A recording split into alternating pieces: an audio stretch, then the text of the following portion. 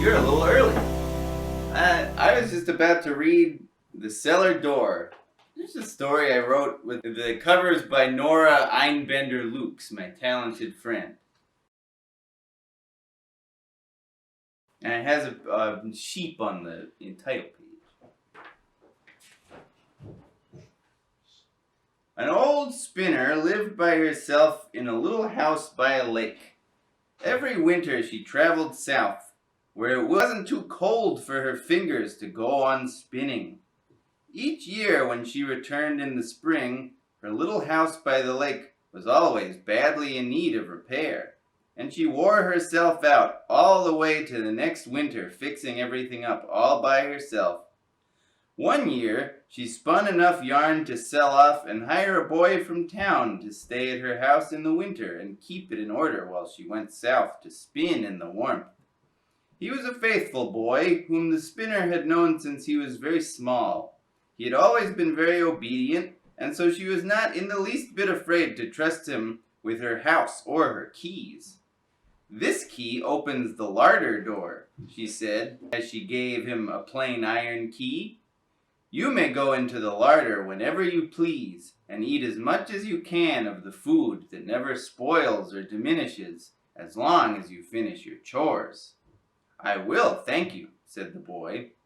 "This key opens the bedroom door," she said, as she gave him a shiny copper key. "You may go into the bedroom whenever you please, and sleep as much as you wish on the feather bed that spins only good dreams, as long as you finish your chores." "I will, thank you," said the boy. "This key opens the cellar door," she said, as she gave him a glittering golden key. "You may not go down into the cellar no matter how much it would please you or how many chores you do. Do not even unlock the cellar door. If you do, I will know, and I will punish you." "I will not," said the boy. The spinner went south for the winter and left the boy in charge of the house. He patched holes in the roof that the snow bored through, and he caught fish in the parts of the lake that hadn't frozen over. One day, he thought he would open the larder door to see what the spinner had to eat. He found the plain iron key and unlocked the larder door. He drank his fill of sweet milk and ate his fill of honey bread. Then he thought he would open the bedroom door to see whether the spinner's feather bed was comfortable. He found the shiny copper key and unlocked the bedroom door. He slept all morning on the big soft feather bed and had wonderful dreams until he awakened at noon. Then he thought he would open the cellar door to see what magic secrets the spinner had stowed there. He found the glittering golden key, but he could not bear to upset the spinner, who had warned that she would know if he so much as unlocked the door. As the days wore on and the winter kept the boy inside, his curiosity grew closer and closer to getting the better of him. He sat every day before the cellar door with the glittering golden key in his hand, torn between whether to injure his conscience or his curiosity. To distract himself from his choice and to settle the guilt he felt even for considering disobeying the spinner, he did all his chores well and speedily. Soon the boy ran out of chores to do, and he found himself again at the cellar door with the glittering golden key poised at the keyhole, shaking in his hand. In the last lurch of his conscience, he fled from the house, trudged wildly through the snow, and pitched the glittering golden key onto the icy lake.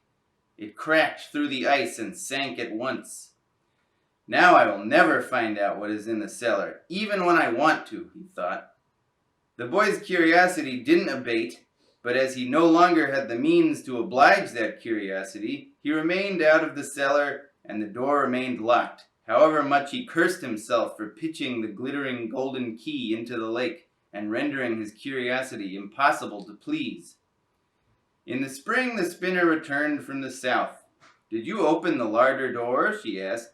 "Yes, and I had my fill of sweet milk and honey bread that never spoiled or diminished." Then he returned the plain iron key to her.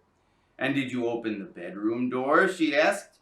"Yes, and I slept all morning and dreamed only of good things." Then he returned the shiny copper key to her. "And did you open the cellar door?" she asked. "No, though I wanted very badly to all winter long. I beg of you, please tell me, what is behind that cellar door?" The spinner said, "Where is my glittering golden key?" The boy smiled proudly and said, "I pitched it into the lake, for if I hadn't, then my curiosity would have gotten the better of me. I would have disobeyed you and opened the cellar door."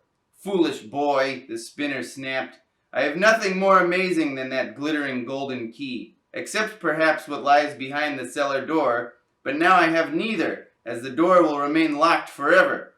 For his foolishness, the spinner struck the boy with her distaff and sent him on his way.